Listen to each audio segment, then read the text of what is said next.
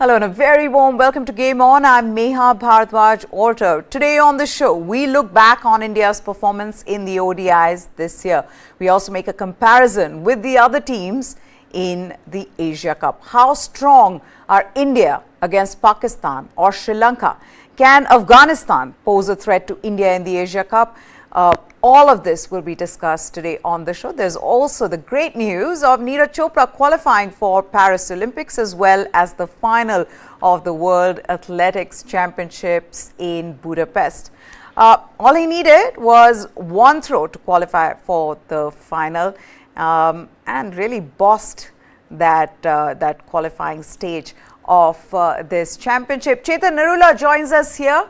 On the show, there is also Jamie Alter who will be there with us. And Chetan, they say always know your opponent well to beat them. Today we look at India's opponents in the Asia Cup. I'm sure you're ready for that.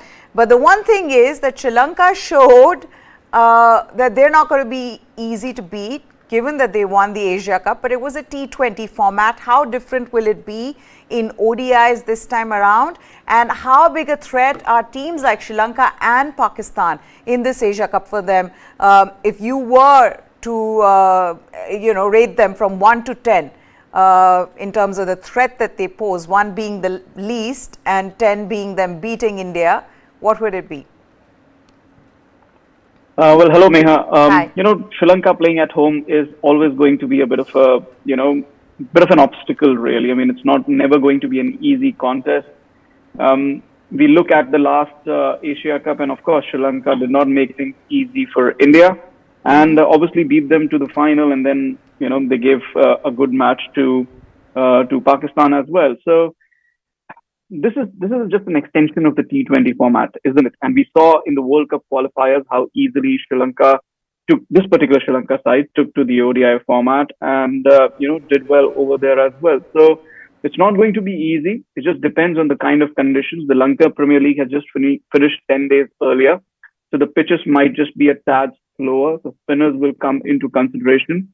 Sri Lanka and Pakistan, both good players of spin. I think we can say the same thing about Afghanistan as well. Nepal being the unknown quantity, and of course there's Bangladesh. That's India-Bangladesh is a brewing rivalry. I mean, we can't really ignore that. Yeah. So it just depends which two teams come out of the other group. So it's not going to be easy. You've asked me a direct question about rating the opponents. So let's start with Nepal. I'll say 1. Obviously, if India can't beat Nepal, then what are we even doing? After that, I would say Afghanistan, perhaps 3. Bangladesh 5. Sri Lanka 6, maybe 6, 5 or 6, somewhere there. But Pakistan, that's the team to beat in this Asia Cup. Ever since this ODI World Cup thing in India, I have this feeling that Pakistan are not just going to be forever favorites, that they're not going to be also ranked. They're going to be real contenders, and I do believe this Pakistan team is a contender for the upcoming ODI World Cup, and they will show it in the Asia Cup. Yes, they're having some close games against Afghanistan, but that's a rivalry which is brewing on the lines of India-Bangladesh. But we can't really ignore the talent and the ability of this Pakistan team. So on a scale of 1 to 10, I think 10 being the highest, as you mentioned, I think I would give 9.5 to Pakistan. They are the team to beat, and India will find it tough to beat them and then lift the Asia Cup. Okay, this is the question that we're putting for all of you as well. How big a threat is Pakistan for India in this Asia Cup? And also, how should India be approaching this Asia Cup? Of course, they want to win it. But having said that, is this Asia Cup about trying to figure out what your best team is for the World Cup? Or will this just be about winning the Asia Cup and then trying to figure out what you're going to do for the World Cup? So all these questions we're going to put to Chetan. Jamie Alter also joins us here. Jamie, welcome on the show. Before I come to Jamie though, what is the Indian team up to ahead of the Asia Cup? Indian squad, they've assembled at a preparatory camp at Allur, where the focus will be on the fitness of the players as well as on team bonding. The top players, including Rohit Sharma, Virat Kohli, Hardik Pandya, who were given a 13-day fitness program, they underwent complete body tests. Now, After the test, players are to be divided into batches for outdoor conditioning and skill-based programs. The major area for concern will be the fitness of KL Rahul that we've all been talking about, we have been discussing on the show as well, who seems to have picked up a minor niggle that will keep him out of the first 2 games in the Asia Cup at least. The NCA's medical team will be looking at KL Rahul's fitness, especially his wicket-keeping load after he complained of soreness last week during one of the practice matches. While the drills were largely restricted to indoor sessions yesterday, after completing the yo-yo test, today onwards will be the outdoor events, which will include match simulation sessions monitored by their batting coach Vikram Rathore and Rahul Dravid. According to PTI, now the BCCI is making sure that they are leaving no stones unturned when it comes to players' fitness before the Asia Cup, because from what I'm told, several parameters of players will be checked during the camp, including their lipid profile, blood sugar, uric acid, calcium, vitamin B12, D, creatinine, testosterone and DEXA tests, all to just make sure that these players are fit, that there are no problems before the Asia Cup and more importantly before the World Cup. We know what has happened in the past with the fitness issues for some of the top players, some of the key players, especially before big ICC tournaments. So BCCI, the team management, all making sure that this Indian team is fit before they leave for the Asia Cup. The team is expected to depart for Colombo from Bengaluru on 30th of August. India, who opened their campaign against Pakistan in Pallekele on 2nd of September, can play a maximum of 6 matches if they reach the final. So all of this is going on in Allur. Now, Jamie, the one good thing is that at least they're doing everything that they can. And you've got to give it, you've got to give credit to the BCCI just to make sure, you know, they've got NCA's medical team there. They're all making sure that the players are fit, yo-yo tests are being done, and then players are told not to put those results on social media. They are being warned. But we'll come to that discussion in just a bit. How do you look at this camp? How effective do you think this will be ahead of the Asia Cup?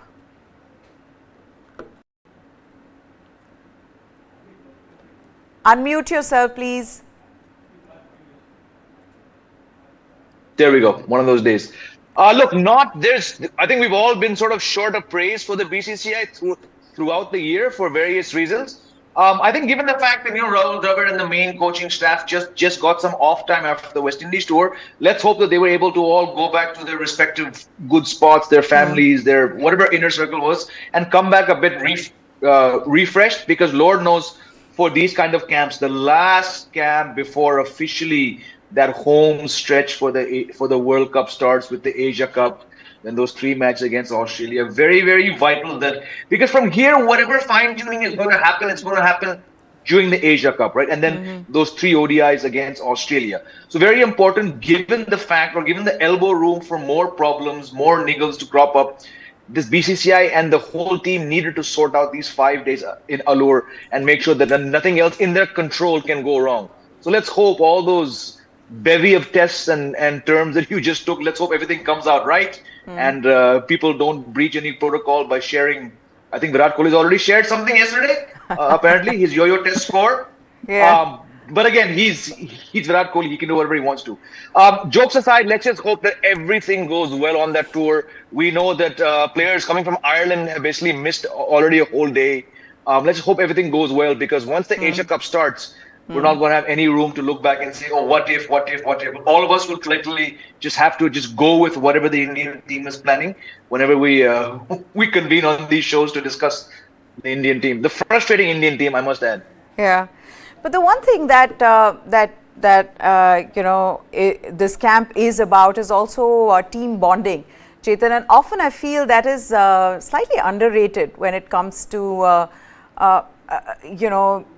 the Indian cricket team, in the way that mentally it helps a team, especially before a big tournament, to just regroup, just to make sure that you're in that same space, right?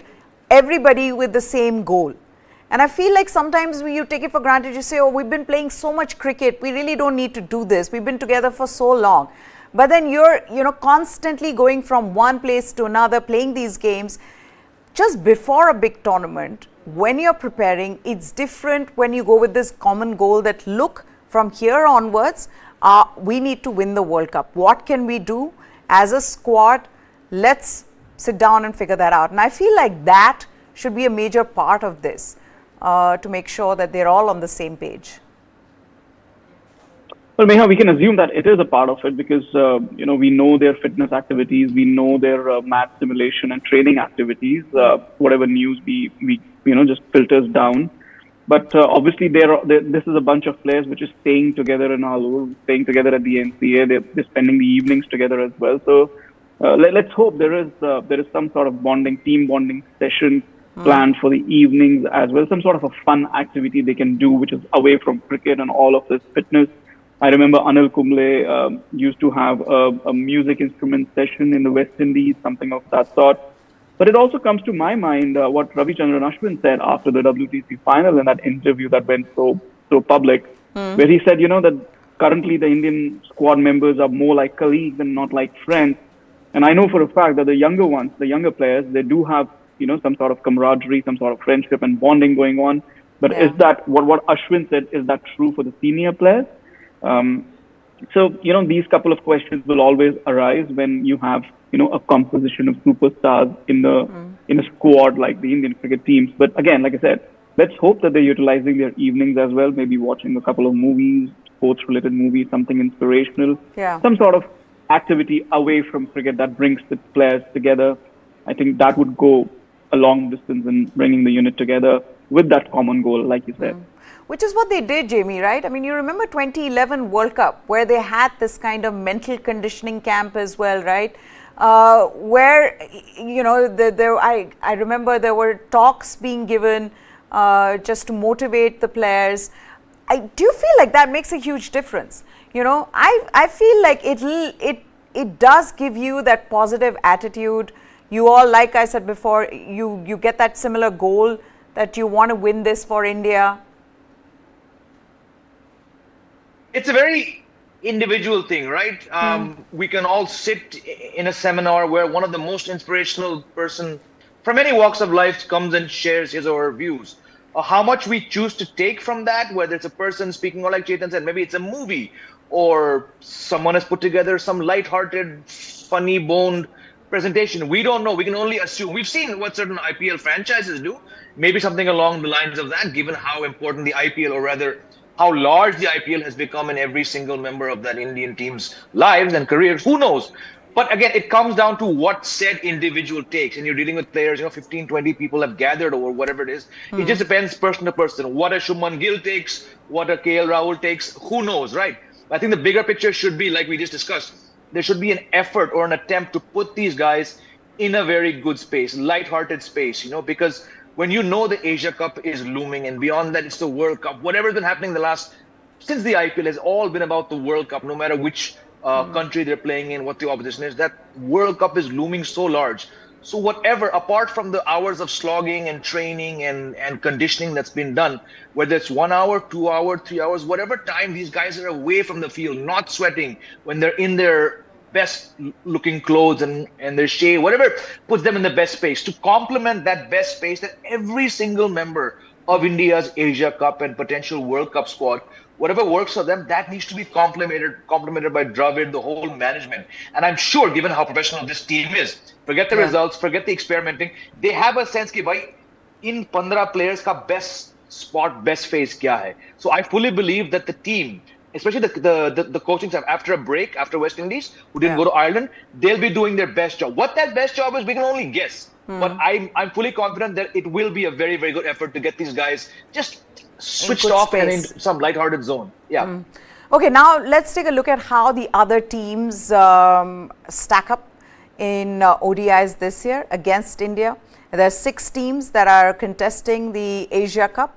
It's India, Pakistan, Sri Lanka, Bangladesh, Afghanistan and first-timers Nepal. India are ranked third by the ICC in ODIs, and this year they've lost just one of their 4 bilateral series on the back of some strong batting from the likes of Shubman Gill, Virat Kohli and skipper Rohit Sharma, and consistent wickets from Kuldeep Yadav and Mohammad Siraj. With Shreyas Iyer, KL Rahul, Jasprit Bumrah and Prasidh Krishna back, India are arguably the strongest and most well-rounded team in this tournament. But what about the others? Pakistan are ranked second in ODIs, and they won 7 of their 10 matches in this format this year, including 2 in a row over Afghanistan in Sri Lanka this week, led by Babar Azam. Pakistan have a formidable pace attack featuring Shaheen Afridi, Haris Rauf and Naseem Shah, as well as mercurial all-rounder Shadab Khan, though their batting remains dependent on the top 3.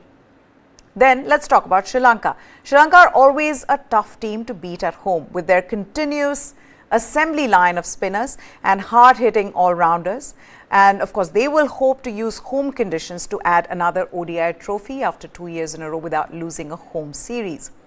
Then Bangladesh, they are a team in some transition but still have plenty of experience with bat and ball to challenge the higher ranked teams. They know what it takes to win in Sri Lanka, and on any given day they can indeed knock off each of their opponents. What about Afghanistan? No longer underdogs in the ODI format. Call on a vault of experience in Mohammad Nabi, Rashid Khan, Rahmat Shah, backed by youngsters Mujibur Rahman, Rahmanullah Gurbaz and Fazalak Farooqi. And as their tour of Bangladesh this year showed, they can produce some electric all-round performances. And rounding out the teams is Nepal, who though are making their first appearance at the Asia Cup have played 57 matches since attaining ODI status in 2018.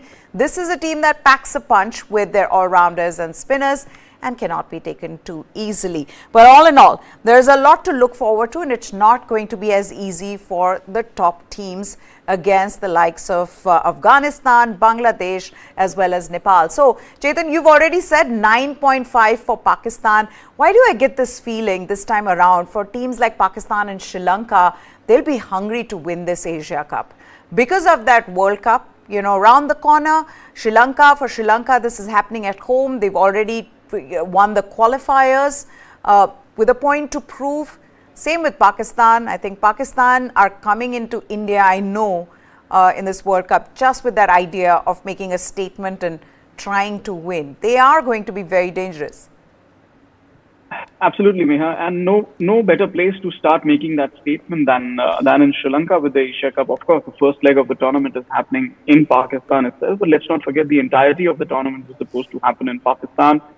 Obviously, it did not happen for obvious reasons and probably will not happen in the future for obvious reasons as well. But again, it's supposed to be hosted by Pakistan, so they'll have a bit of a chip on the shoulder, given how the entire politics or the debate around the hosting of the tournament played out. So, yeah, they'll have a bit of a chip on the shoulder and say, okay, you know what, we have a point to prove. The other thing, obviously, there's a bit of a concern among their fans and, you know, their cricket media fraternity that the Pakistan side is a bit undercooked, not only going to the Asia Cup, but also into the World Cup as well. They've not played as many ODIs they would have liked, and that's one of the reasons that they could not have pulled out of this Asia Cup, that they needed to play this Asia Cup because they needed to prepare for that World Cup against sterner opposition. But having said that, I mean, you look at their squad, and it's actually a very good squad. Even the last game that they played against Afghanistan, yes, they were playing against Afghanistan, but let's accept that Afghanistan's bowling is really good. It's their batting that lets them down on different occasions. So to chase 300 after, you know, having certain problems with their batting lineup, as you said, top heavy, dependent on mostly on the top 3. So to chase that 300 score down, I think that was a good performance from Pakistan. I think they are definitely developing momentum heading into this tournament, heading into the World Cup, and their bowling attack. You can never sideline their bowling attack, especially that left arm angle that Shaheen Afridi brings in. India's top 3, if I can talk about this, they are all susceptible against that incoming delivery from the left-hander. We've seen that in 17, we've seen that in 19, we've seen that in 21. Yes. 22, obviously, you know, they were blown away by English batting more than anything else, but that weakness remain. And we now have Shreyas Iyer coming back at number 4. So you have 4 right-handers at the top, susceptible to that incoming delivery from that left-hander. I don't want to paint a disappointing picture, but that's threat level 5 for me. Yeah. So for all those people who are talking about how Pakistan are undercooked, it is true. Pakistan haven't played as many ODIs. In fact, in 2023, we've got those numbers. The 3 series, and the 3rd series is the one that they're playing right now, which they've already won. It's just 3 series. 2 of those have been against New Zealand, 1 right at the start, so not enough matches. Only 8 ODIs they've played this year. They've lost to New Zealand at home 1-2. They won 4-1 then against New Zealand. So basically their only opponent has been New Zealand and Afghanistan. Jamie, how much of a difference can that make? Given that you've really not played some of the other top oppositions this year, will that play in their mind, and also will that make a difference? Because, you know, at the end of the day, you don't know your opposition well, that'll come back to hurt you.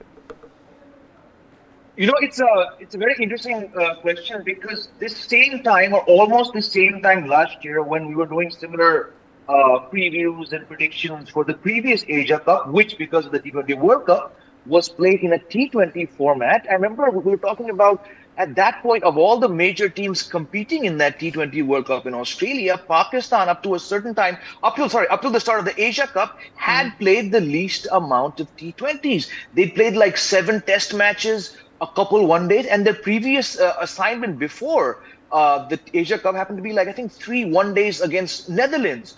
So people were like, you know, they're not playing. What happens is they then manage to get to the final of the T20 World Cup. They lose there to Sri Lanka. Then they had a very short try series in New Zealand. And that's where the momentum changed. Now, of course, it's a bit of an unfair comparison, because during the Asia Cup, they don't have any such try series. But if you look at it, what the Asia Cup and these matches here against Afghanistan, 3 of them in the same condition, Sri Lanka, where they'll be playing most of their matches, it's given a very mercurial, very, I don't want to use a cliche, but such an unpredictable team, some kind of momentum. And we all know with Pakistan, it comes down to momentum. I've just finished Wasim Akram's memoir with Gideon Hayes Sultan, and you think you know all about Pakistan, but when you hear from these guys what certain factors do to them, right? They can be the most disheveled, disoriented, pura saal se one day nahi khela. It just takes 1 or 2 moments of madness, you know, and they get it together. Just imagine if another spell from Shaheen comes against, Chetan rightly said, a shaky top 4.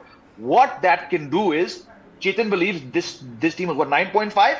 I'll probably say 9, but I'm on the same page, just because it takes them 1 match, Meha, to just find that Josh, Jazba, whatever it is, right? And can you imagine if it comes against India in that first match, right? Yeah. So while they've not played, I think Pakistan or that one random team, all that doesn't really matter. They could be missing half the team, but somehow some guy will do something. I mean, that Shadab Khan can win matches on his own. He was the difference in yesterday's match against Afghanistan, right? Yeah. So it's just, yes, they've not played, but their history says that it's just one magical spell and boom, we'll be like, yeah, what's wrong with this team, you know? So who knows? Yeah. Yes, Chetan. And which is why I think this series against Afghanistan is actually very important for Pakistan, because like I mentioned earlier, this is a rivalry which is brewing on the lines of India-Bangladesh. It started as a, neighborly rivalry, and then, because of the political factors attached to it and the way both their teams' cricket is growing, the players are growing in stature, it's become more than that. It's become a kind of an arch rivalry, perhaps not on the scale of an India-Pakistan, but India-Bangladesh, it's a good grudge game. Afghanistan-Pakistan, it's on the similar lines, it's a good grudge game. Yeah. And I think winning these 2 matches and winning this series will give Pakistan that momentum that Jamie has been mentioning about. So, yes, before the Asia Cup, perhaps they were undercooked, but I think winning this series, and obviously the 3rd ODI is yet to happen, it's the right preparation for them, not from the game perspective, because they're not going to forget how to play ODI cricket.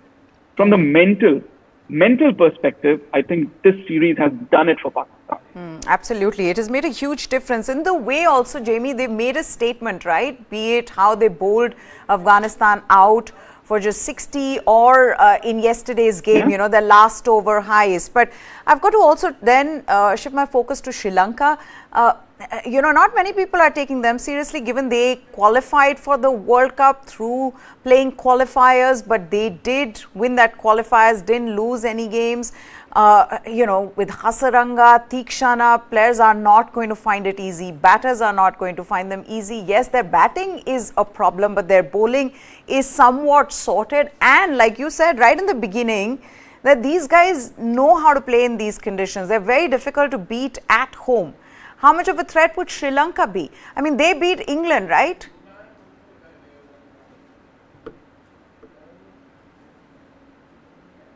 Jamie? Yeah, look, when it comes to Sri Lanka, regarding the World Cup, I'm not going to give them many chances, just personal, because since '96, they've not had that kind of sustained success in India. But in the Asia Cup, I think you mentioned, it's been 2 years now since they've not lost a home series. That just shows, why at home they're always such a big threat. They'll do well in every condition. They have the players to back themselves in those conditions. I still don't have them. If you want me to give a number, I'll probably put them at number 6 in the World Cup. But Asia Cup, along with Pakistan, if I'm giving Pakistan 9, I'm going to give Sri Lanka, 8, 8.5, and India probably 6.57. So definitely, only because it's at home and they're so tough to beat, very good shot for the final if they can somehow keep that mad Pakistan team at bay. What is it that Sri Lanka will be worried about in this Asia Cup, and then of course the World Cup? Their bowling is, like I said, kind of sorted, but the batting, again that brittle middle order. Yeah, I think it's the entire lineup is kind of brittle. I mean, I don't think they have those star players that they have perhaps, or they used to have earlier, obviously, and it's their batting that has let them down on different occasions against sterner opposition. I mean, they go to a tournament like the ICC qualifiers, they're good enough on paper, on the field to win that tournament. But when they come up against India or New Zealand, it becomes a bit of a tougher test for them. I remember the 21 series when India had gone to Sri Lanka with the B team, and Sri Lanka struggled to win one ODI out of the 3. And that also when, India were not able to score too many runs in the third ODI. That's how they managed to lose that one. So their batting is what comes unstuck for Sri Lanka. However, like Jimmy said, they're very strong contenders in the Asia Cup, and there's a reason for that. Because India and Pakistan are always clubbed together in one group, and Sri Lanka are clubbed, and obviously India, Pakistan play a minnow in the third group, someone like Nepal or a Hong Kong or a UAE, so that both of them progress to the next round, so that it helps the broadcasters. So Sri Lanka are stuck in the other group against Bangladesh and Afghanistan, and they have gotten really good at beating those teams, whether it's in ODIs or in T20s. So they get those points, they get that momentum into the next round, which puts them in a very good position for a place in the final. So that's one of the key factors for Sri Lanka for their success in recent times in the Asia Cup. And again, playing at home, Vanendu Hasaranga in superb form during the Lanka Premier League. And of course, Lanka Premier League, I had mentioned that before, that's going to give an advantage to these Sri Lankan players. The pitches, they know well. The squares are probably slowing down after tremendous heavy use. It's also towards the later half of their dry season. True. So the squares get a bit slower. It's going to be advantage Sri Lanka, especially against Bangladesh and Afghanistan, and then all to play for in the next round. Jamie, what about Afghanistan and Bangladesh though? On any given day, they know how to beat any other opponent, right? So in that sense, how big a threat would they be? Especially Bangladesh. India lost to Bangladesh in ODIs, a series. They'd be buoyed by that. They know next time they play India, listen, we've beaten them. And that should give them confidence. Yeah, I mean, look, I think we've long passed that stage where Bangladesh goes into any of these tournaments, and I'm throwing in ICC tournaments as well. Maybe in T20s, they're slightly weaker, but sort of, you can't really write them off. The fact that they've beaten India, they've won in Sri Lanka before, they've taken the odd match against Pakistan. So they're at a stage where they know. I think with Bangladesh teams, and I don't mean to ridicule them, the fight is always between themselves, right? It was what, a month ago, 6 weeks ago, not too long ago, that Bangladesh beat them at home. And after one match, Tamim Iqbal announced his retirement. And the very next day, after a meeting with the Prime Minister, he's back, right? And Shakib seemed to be captain for 1 year and then he's out. So I think there's such a confusing team. But for their fans, the popularity which they have, I think that also drives them to go and do some amazing things. Do I have them making the semifinals? No, because of Pakistan, Sri Lanka, and India. Despite India not being anywhere near optimum level, I still feel that they'll keep Bangladesh out. But I think, the fact that their players, you mentioned the leagues, a lot of their players now play in the CPL, Sri Lanka League. So all these things, where at one stage we used to attach these leagues more for Afghanistan, I think it actually applies to Bangladesh now. The success in these leagues is what actually translates to them becoming a stronger white ball team. And I think the fact that they played Sri Lanka so often, not as much as India and Sri Lanka used to play from about 2008 to 2014, but it's a pretty common rivalry. So I backed again. They're dependent on a handful of players, but those players have gotten so much better. It's not just about the Shakibs and the Tamims anymore. So I think they're a middle rung team for me right now. Now for Afghanistan as well, Chetan, everybody keeps talking about how their bowling is good, but the batting is a problem. I mean, yesterday they ended up scoring 300. So that's something that they can do. Of course, the consistency at which their batters come good, that's debatable. But having said that, in these conditions, with the kind of spinners they have, to be able to possibly, really play well, that's something that they will look to do. This is going to be their stage for Afghanistan. Yes and no, because like you mentioned, the consistency with their batting is just not there. I mean, even if their bowlers perform well and restrict the side to 250, 270, they really need a good, consistent performance from their batsmen to make a match of it. There will be days when they'll score 300. There'll be days when they'll score just 100 runs. So that's something that really puts them out of contention. And the reason for that is very simple, because they don't really play too much domestic cricket. The players who are on the international level, they're just flying around to different parts of the world, plying their trade in different T20 tournaments. So they don't really get to play consistently in the longer formats of the game. The bowlers, that's the flip side, that the bowlers are getting really good at getting batsmen out irrespective of formats, because they're just, they keep developing their ways in the T20 format and keep getting away with taking wickets and at a really good economy. I think Bangladesh and Afghanistan are at equal pegging for me going into this Asia Cup. Sri Lanka will be the stronger team in their group, but either of those two sides can bring a surprise. For me, just on the basis of their bowling, I would say Afghanistan is a bit stronger than Bangladesh. Okay. Just slightly, maybe 1 point above them. So, like I said, it's their bowling that really gives them a lot of strength in the white ball format. It's just on their day, what their batting does defines their match situation. But for me, just ahead of Bangladesh. Okay, now we were talking about the yo-yo test and we were talking about Virat Kohli putting it on Instagram, and well, it looks like he could be in trouble, or at least has been warned that that this shouldn't be done. The Asia Cup, we know, is knocking on the door, and the Indian cricket team, they're busy with that preparatory camp at the National Cricket Academy in Bengaluru. The attending players, they underwent rigorous fitness drills, which included the famous yo-yo test. Players like Virat Kohli, Rohit Sharma, Hardik Pandya and the others, they aced the yo-yo test with flying colours. And the former captain, in fact, posted his test result on social media. And a couple of hours after posting the result, team management then asked the players to stop putting their fitness scores in public domain. A report in the Indian Express says that the BCCI bosses did not like their star player letting out what it considers confidential information. And the players were informed of that verbally by the management.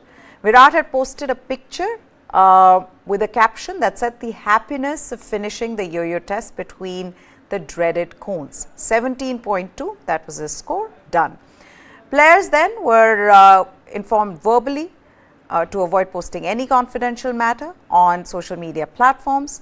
They can post pictures while training, but posting a score leads to breach of contract clause. This is what a BCCI official confirmed to Indian Express. So there you have it. And then I think he removed the story. I'm not sure if it was a story, if it was a post. I didn't get to see it. I don't know whether you guys saw it. But is that such a big deal, posting your score, yo-yo test score? Why is this a claw? You really? It is. Okay, tell me why. Yeah, it is because, first of all, that's not even Virat's highest score in the yo-yo test. How does that matter? He wants to put it out there. Let him put obviously, it. no. Yeah. That's fine. But see, there's a minimum parameter. Obviously, not everybody is as fit as Virat. I'm not going to take any names, but not everybody is as fit as Virat. But there's a minimum parameter that you have for different players. So for whatever score Virat has, that's his personal score. That doesn't mean he's excessively fit or he's necessarily fitter than other players or anything like that. So you don't want to bring that comparison out in the public in terms of what the different players are doing, because not necessarily everybody will reach their minimum score. If I don't know if that's making sense. They have a minimum criteria, a minimum threshold, but not necessarily each player will reach that threshold. The minimum threshold is differently designed for each player. And like I said, this is not even Virat's highest score. In 2017, he actually scored higher in the yo-yo test than this. Yes, we all know it was 19. Everybody talks about that 19. Yes. And there was another player who scored higher than that in that yo-yo test as well. So, like I said, it's confidential information in terms of the fitness parameters and not something that should be leaked out to the public. Jamie, do you think there's a problem in that? Him posting it, he's not posted anybody else's score. He's just said that, look, I got 17.2. This is what it's like you putting your 100 meters result, saying this is how long it took me. I mean, 9.8 seconds. Yes. I get that, but you see, when it comes to these posts, it's like how much of these are the player, how much of this is the demand for something, and how much is the team, right? It was literally a few days ago, maybe a week ago, that a story surfaced how Manish Pandey and Milan Kumar of Delhi actually got higher, right? Now, certain WhatsApp groups that I'm a part of, this debate was raging there, and they're just two groups, and they're pretty civil groups, as you know, Maya. Imagine the ones where things are not so civil, where it's Rohitians versus Virat Kohli. It's going to create another bawal, right? So my gut feeling is some part of that was in reaction to that story. It's actually, like Ketan said, it's a story from a couple of years ago, but it resurfaced last week, and I think because of the little bit of a buzz it created on social media, maybe, just speculating here, not trying to stir the pot, some part of it was in reaction to that. I don't know. I'm just putting 2 and 2 together and getting 22. It's like yo-yo test shaming. What is your yo-yo test score? What is mine? And mine is better than yours, which means I'm fitter than you. Well, who do you think has the best score in the Indian team, Chetan? I can't say that. Come on, Neha. You can at least give us a hint. Can't say that. Can't say that. You know who has the highest score? I do. Okay. Is it a bowler or a batter? No, can't. Not a bowler. I can't say that out loud. Come on. Do you think who has the highest yo-yo test score in international cricket, Jamie? I'm really bad at keeping track of these things. So again, whatever answer I give would be on an outer impression of who looks the fittest. I don't know. I'm really bad at these things. I could not. Okay, here's my question to you. Does BCCI now has BCCI made it mandatory to pass the yo-yo test? Because I remember it used to be that, but now that has changed, right? Yeah, it is no longer mandatory to pass the yo-yo test or get that minimum threshold to be fit for selection. And in fact, that was something that Virat Kohli's captaincy and Ravi Shastri's coaching reign had brought into Indian cricket. But ever since that thing went away, those two guys went away from the leadership, that has changed. So again, like Jamie said, you don't really want to stir the pot, but we do know that for the last 2 years, especially since Virat Kohli was taken off captaincy or gave away his captaincy irrespective of the format, the fitness standards in Indian cricket have really come down. So it's just, a way of not stirring the pot in what is a really, really crucial period coming up for Indian cricket. Okay, do you know who has the highest? I just Googled. You'll be shocked if I tell you. Okay, at least guess the country. Guess the country. Jamie? England? England? No. That's also Sri Lanka? shocking. No. Australia? Pakistan. Oh. Shan Masood. In 2017, Shan Masood had set the world record for the highest yo-yo test score among cricketers when he touched the 22.1 mark. Wow. Okay. That was unexpected. But here we are. Okay, quickly, just a couple of things. Asia Cup, World Cup. Of course, India will look to win the Asia Cup and the World Cup. But how important is it to prioritize one over the other and say, you know what, in Asia Cup, a little bit of it is about me trying to figure out what I want for the World Cup, Jamie? Yeah, in fact, Chetan and I were just discussing this yesterday. Yes, you obviously want to win the World Cup, but it's not the most massive goal in front of you, right? Because of many factors, which we've discussed at length on these shows.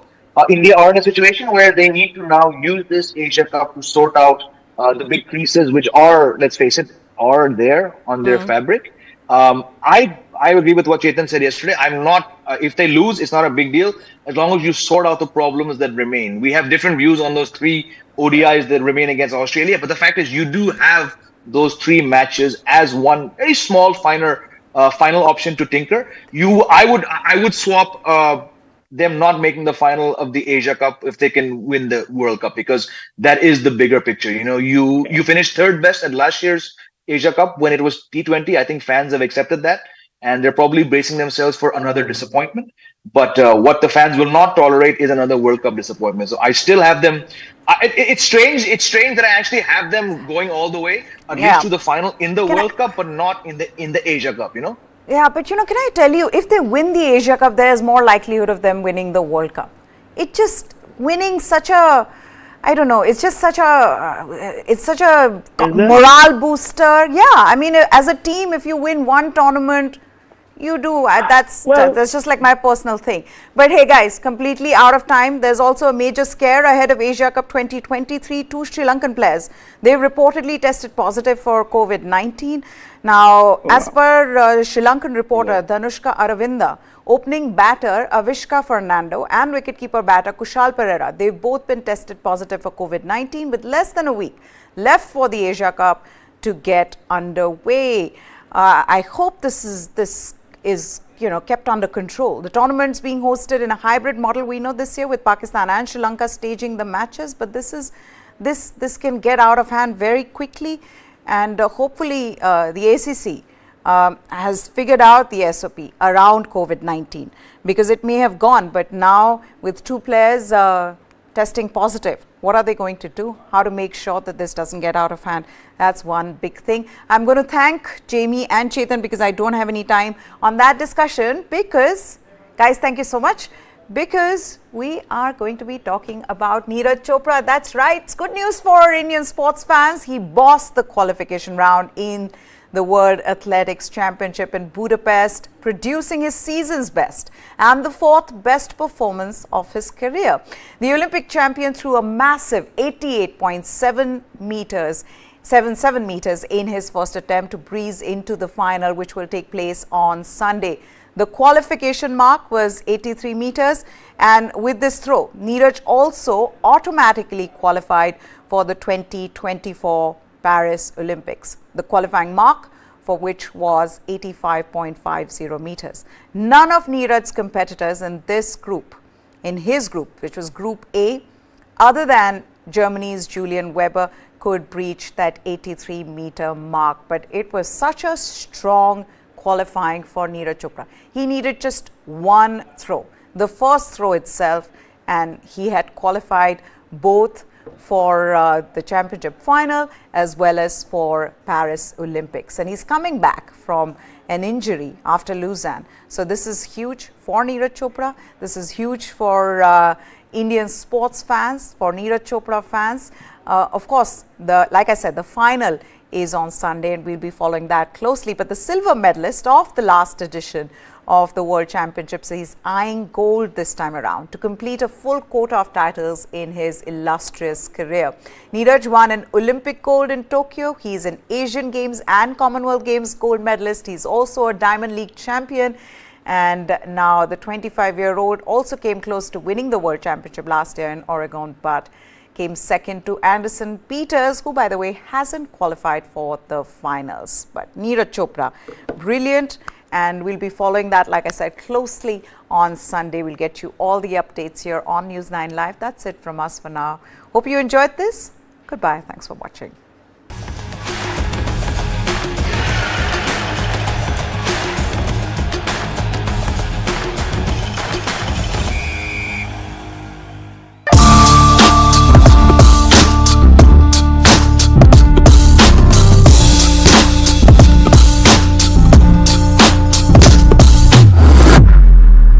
Engineering कर रहे हैं क्योंकि सभी लोग कर रहे हैं Coaching is now starting from grade 3, 4, 5, 6. Kota जाने वाली बीच राह में आधे टेस्ट देके हैं सिलेक्शन की चाह में ऑल इंडिया का बच्चा कोटा जाता है This rat race is for rats, not for humans. So why should we even be a part of it? The Rat Race. This and more streaming on world's first news OTT, News 9 Plus. Download now.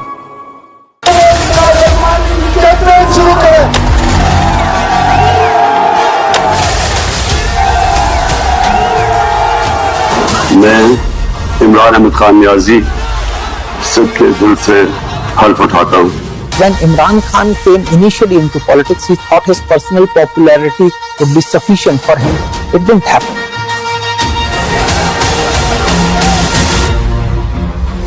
The retired military generals are openly saying that Imran Khan is a better choice. Imran Khan may have bitten a bit too much, more than what he can chew. Implosion. This and more streaming on world's first news OTT, News 9 Plus.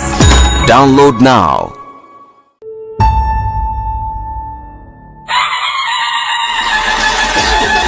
Akshay Kumar makes his Marathi film debut in Mahesh Manjrekar's Virat Marathi Veer Daudale Sa.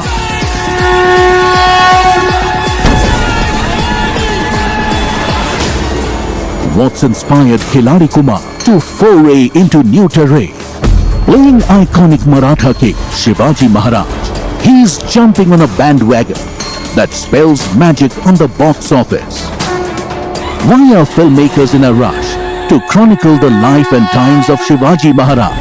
Why do we feel the hunger, the need? Why are we compelled to make a film on Chhatrapati Shivaji Maharaj? And that too so many films. For a simple reason, he was the people's king. So I think there's this herd mentality in the film industry.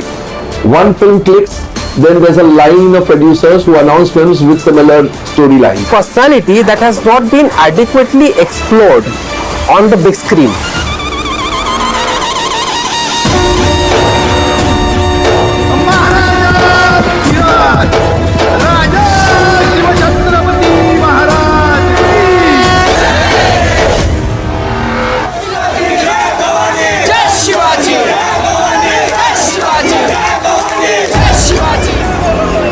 I think among filmmakers the craze is because the Marathi audience is somehow inclined to seeing films about the life and times of Shivaji Maharaj, and several films in the recent past based on his life or based on some chapter of his life have done well, you know. Now we see in the